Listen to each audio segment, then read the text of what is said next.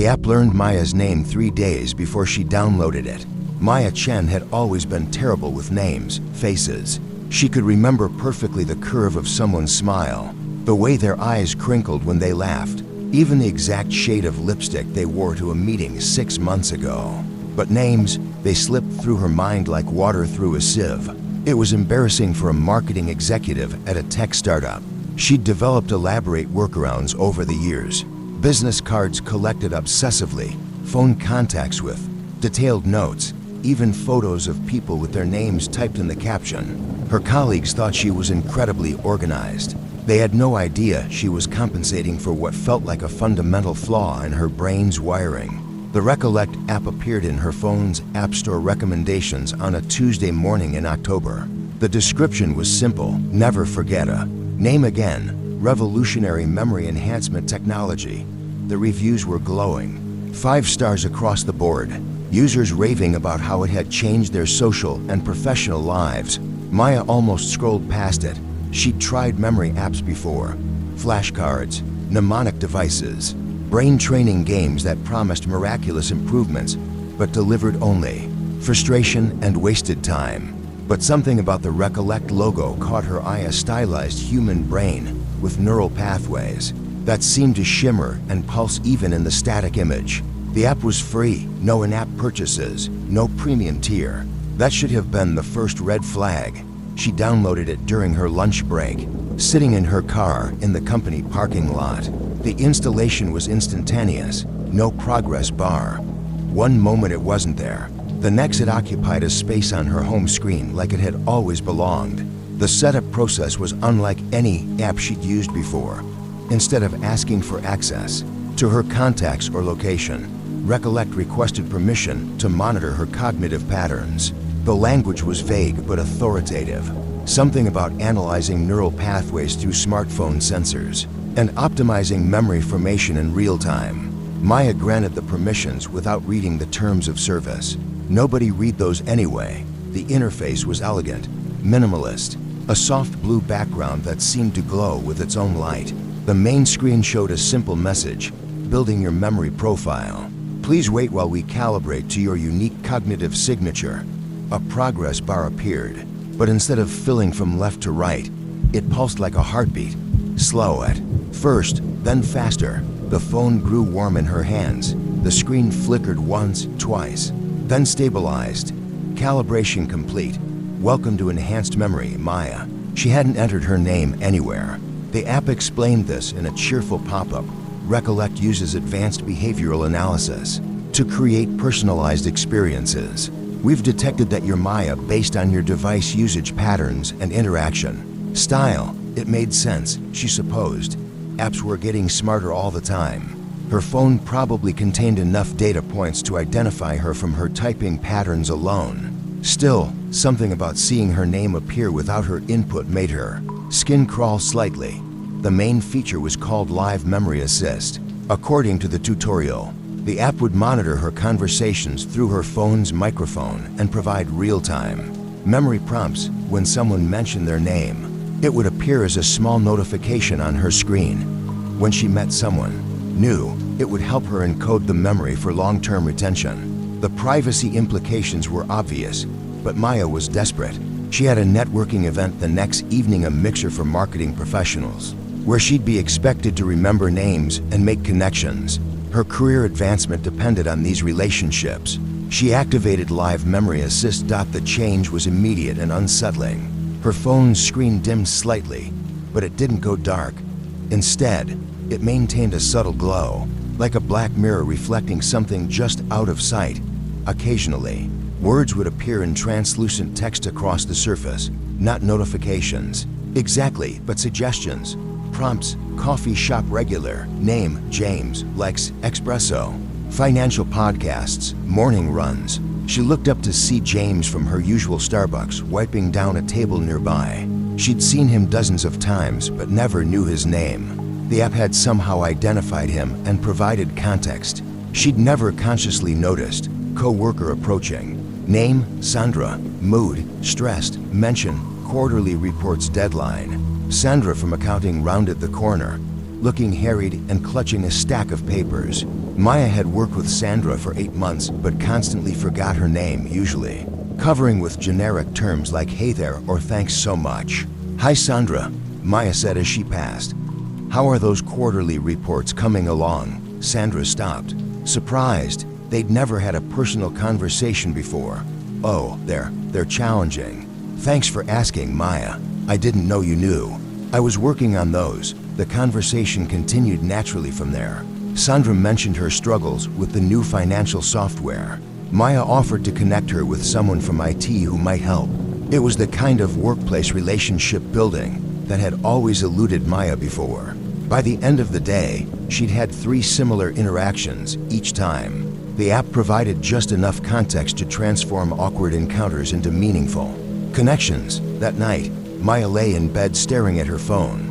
The screen was dark, but she could swear she saw faint text scrolling across the surface. Too quick to read, too dim to be certain it was really there. She touched the screen. Nothing happened. She opened the Recollect app. The interface showed her daily statistics: memory assists 7, new connections formed 3, cognitive enhancement progress 12%. Cognitive enhancement progress that hadn't been mentioned in the tutorial.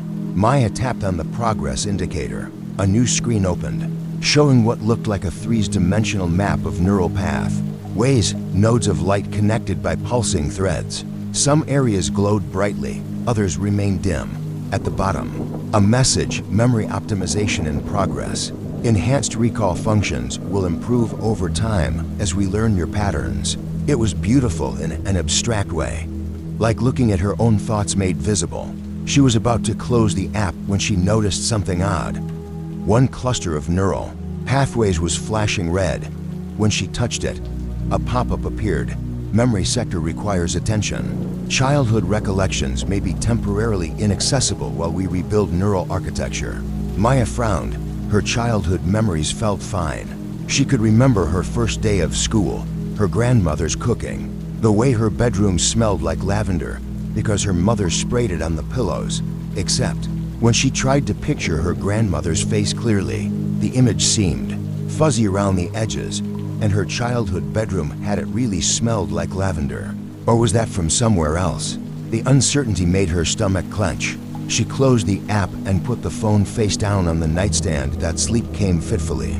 Maya dreamed of neural pathways made of light, stretching through darkness like luminous spider webs. In the dream, she was walking along these pathways, but with each step, sections behind her dissolved into static. When she woke, she couldn't remember her grandmother's name. The networking event was a triumph. Maya moved through the crowded hotel ballroom like a social butterfly, her phone providing a constant stream of helpful information. Names appeared before people introduced themselves. Professional backgrounds materialized as context for small talk. Personal details emerged that let her make genuine connections. David Martinez, VP of Digital Strategy at Converge Media. Wife, Jennifer. 2 kids, Emma and Michael. Hobbies, rock climbing, craft beer brewing. Currently working on rebranding campaign for sustainable fashion client. Maya approached David at the bar, already armed with conversation starters. "David, great to see you again." They'd never met, but her confidence made it feel true. "How's that sustainable fashion campaign coming along? And how's Jennifer doing with her yoga studio?" David's face lit up with surprise and pleasure. "Maya, right? From Dataflow Marketing? I didn't know you knew about Jennifer's studio. She just opened it last month." The conversation flowed effortlessly. Within 10 minutes, David had introduced her to 3 other executives, each interaction enhanced by Recollect's real-time memory. Assistants, Maya collected business cards, made plans for coffee meetings, and even secured a preliminary discussion about a potential partnership between their companies. It was the most successful networking event of her career. But during the cab ride home, something nagged at her. David had mentioned his wife's yoga studio as if it was recent news, but the app had provided that information as established fact. How could it know about something that had just happened? Maya opened Recollect to check her statistics. Memory assists 23, new connections formed 8, cognitive enhancement progress 31%, The neural pathway map had changed. More areas glowed brightly now, but the red warning clusters had grown larger. When she touched one, the message was different. Memory consolidation in progress. Some personal recollections may be temporarily reorganized for optimal efficiency. She tried to remember her grandmother's face again, still fuzzy, but now she also couldn't quite recall her first pet's name or the exact details of her college graduation. Worse, she was starting to remember things that didn't feel quite right. Meeting David before, for instance, the memory felt real. She could picture the conference room, smell the stale coffee, hear his laugh at something she'd said. But she knew logically that they'd never met until tonight. Maya closed the app and stared out the cab window at the city lights streaming past. Each light left a brief trail across her vision, like her eyes couldn't quite keep up with processing what they saw out at home. She tried calling her mother to ask about her grandmother's name, but when she looked for the contact, her mother's number wasn't in her phone. Strange, she was sure it had been there that morning. She dialed the number from memory, but it went to a disconnected recording. That couldn't be right. Maya tried to remember the number more carefully, but the digits felt slippery in her mind. Was the area code for 115 or for 115? Was her mother's last name still Chen? Or had she changed it back to her maiden name after the divorce? Wait, her parents had divorced. Maya sat on her couch, phone clutched in both hands, trying to remember basic facts about her own family. The details were there, but they shifted when she focused on them directly, like trying to look at stars clearer in peripheral vision. Then when stared at head-on, she opened her laptop and searched for her mother online. Social media profiles, address listings, anything. But every search returned results that contradicted each other. Linda Chen in San Francisco, Linda Morrison in Portland, Linda Martinez in Phoenix. Different ages, different careers, different family photos. Which one was her mother? Maya's hands shook as she closed the laptop. Something was very wrong. She opened Recollect again, this time navigating to the settings menu. There had to be a way to turn off the memory assistance, or at least reduce its influence. But the settings screen was nearly empty. Just toggle switches for live memory assist and cognitive enhancement, both already activated.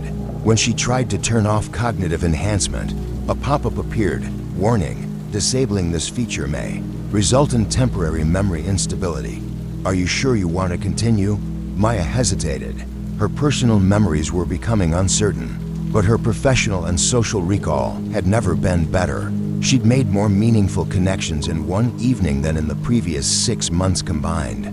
Maybe the app was just reorganizing her memories for better efficiency.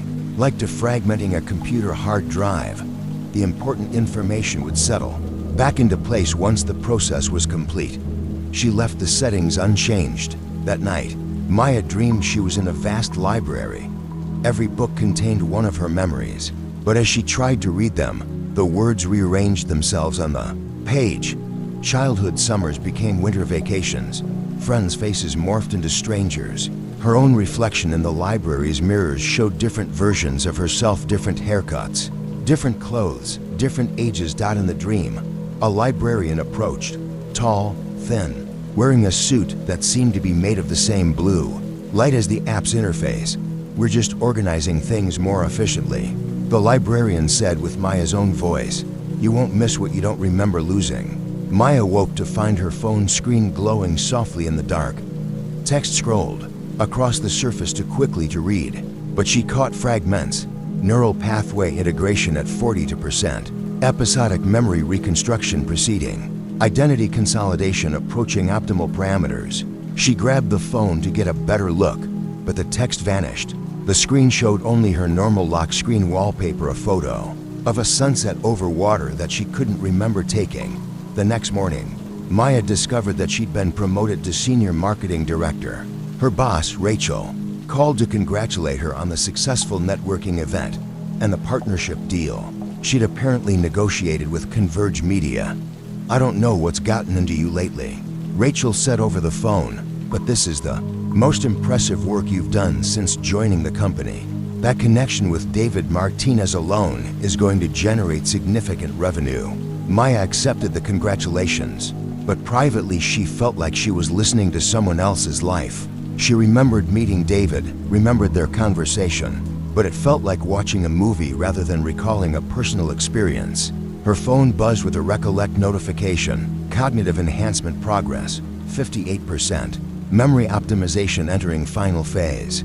The neural pathway map now showed vast networks of glowing connections, but the red warning areas had spread like an infection. Through her mind's architecture, when she touched one, a new message appeared. Original personality matrix preservation at 23%. Enhanced social functionality now primary operational mode. Original personality matrix. Maya stared at the words, trying to understand their implications. She was still Maya Chen. She still worked at Dataflow Marketing. She still lived in the same apartment, drove the same car, wore the same clothes. But the Maya who had downloaded the app felt like a distant acquaintance. Rather than her former self, her phone buzzed again. A calendar reminder, coffee with Jennifer Martinez, David's wife, to PM.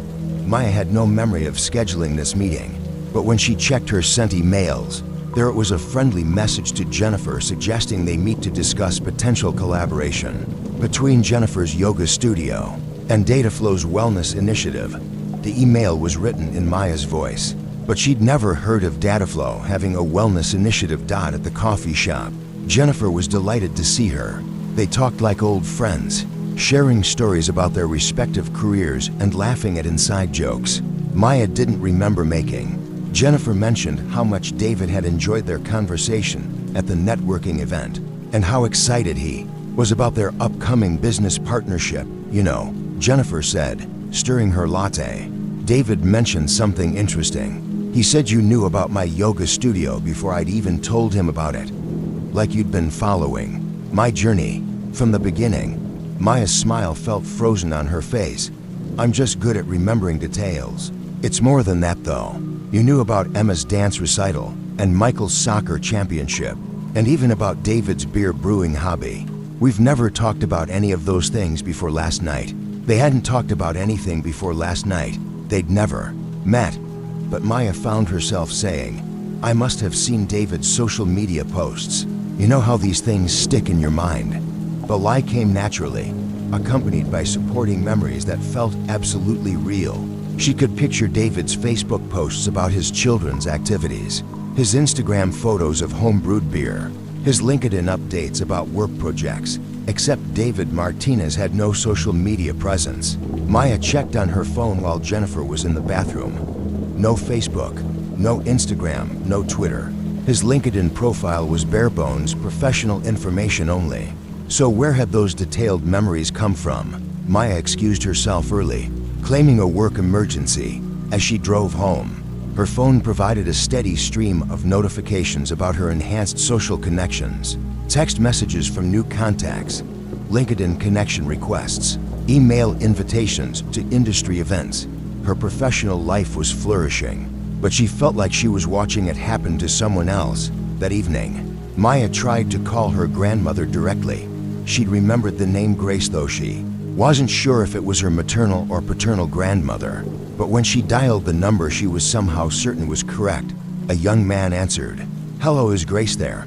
Grace Chen, lady. Nobody by that name has ever lived here. You've got the wrong number. Maya hung up and immediately tried to remember her grandmother more clearly. But the harder she focused, the more the memory shifted. Grace became Gloria, then Greta, then faded entirely. The face that had been fuzzy around the edges yesterday was now completely obscured, like looking at someone through frosted glass. She opened her laptop and searched through old photos on her hard drive. Family pictures, birthday parties, holiday gatherings. But in every photo where her grandmother should have been, there was either empty space or someone she didn't recognize. It was as if her grandmother had been systematically erased from her personal history. Maya called her mother's number again, the one she thought she remembered.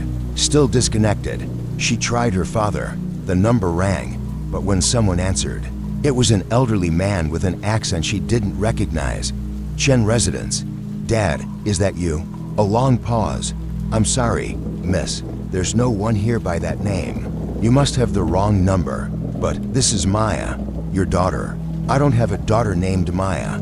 I think you're confused." The line went dead. Maya sat in her darkening apartment, staring at her phone. The Recollect app icon seemed to pulse gently, as if breathing. She opened it one more time. Navigating to the neural pathway map, the entire structure had changed. Where once there had been chaotic clusters of memories in red and yellow and blue, now there was a single, perfectly organized network. Every node glowed the same soft blue as the app's interface. At the bottom of the screen, "Cognitive enhancement complete. Welcome to your optimized self, Maya." But as she looked at the perfect neural architecture, Maya realized she couldn't remember why she'd downloaded the app in the first place. Maya's reflection in the bathroom mirror looked wrong. Not dramatically different, same face, same hair, same brown eyes. But there was something in her expression she didn't recognize. A confidence that felt borrowed.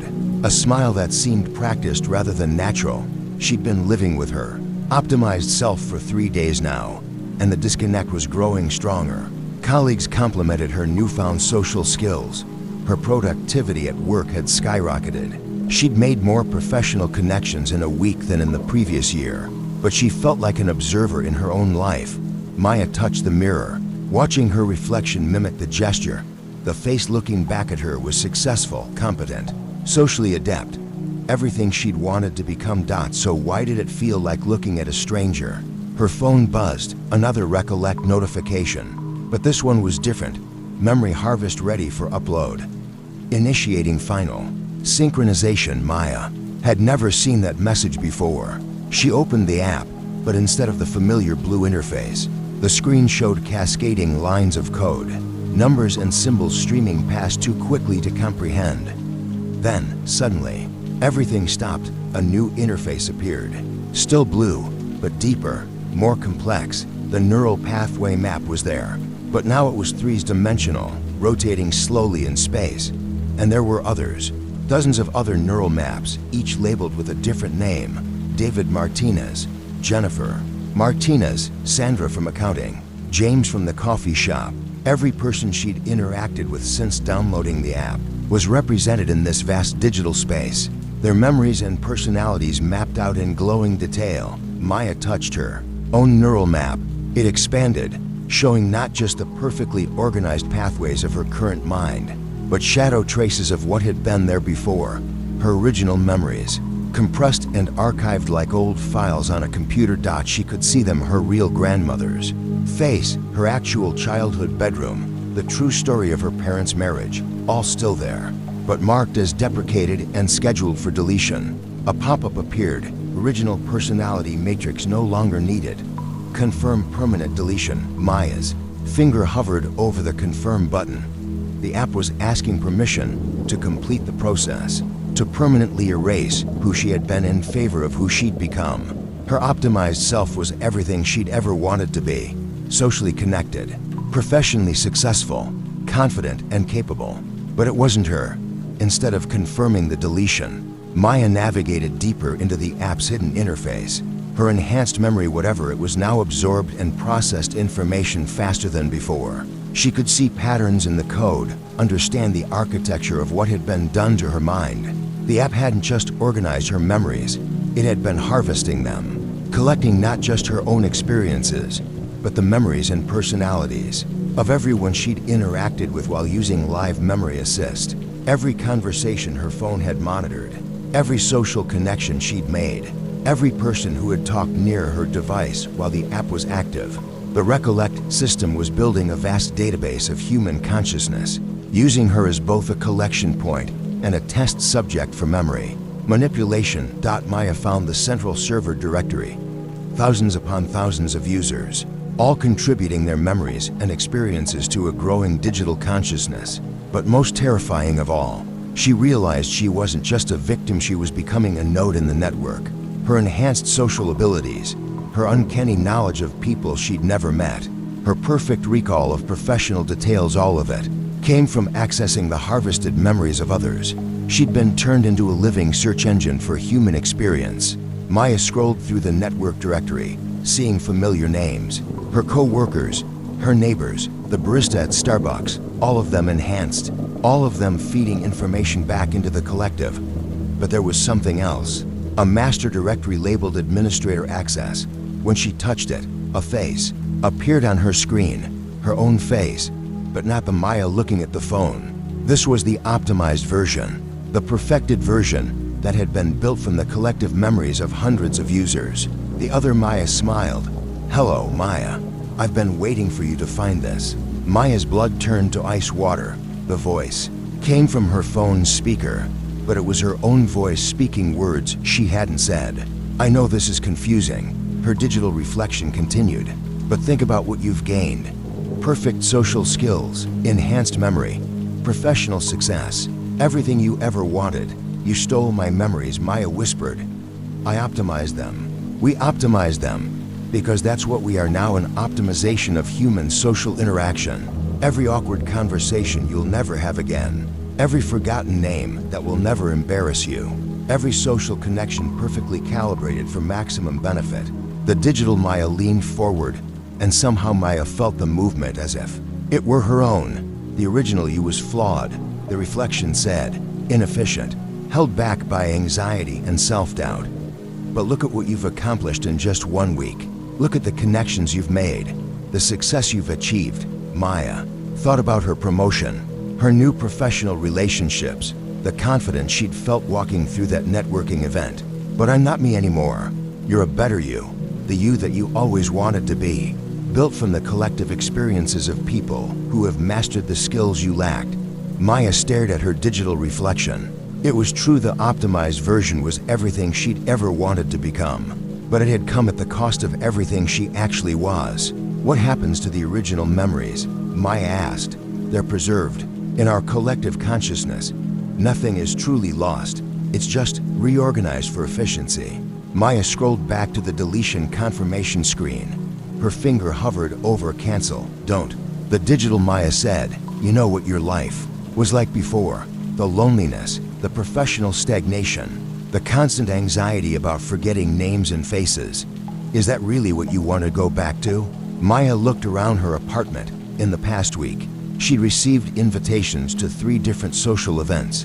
Her refrigerator was covered with business cards from new professional contacts. Her calendar was full of coffee meetings and networking opportunities. Her phone buzzed with a text from David Martinez. "Looking forward to finalizing our partnership agreement tomorrow. Thanks again for all your insights." Another message from Jennifer. "Yoga class tonight was amazing. So glad we connected.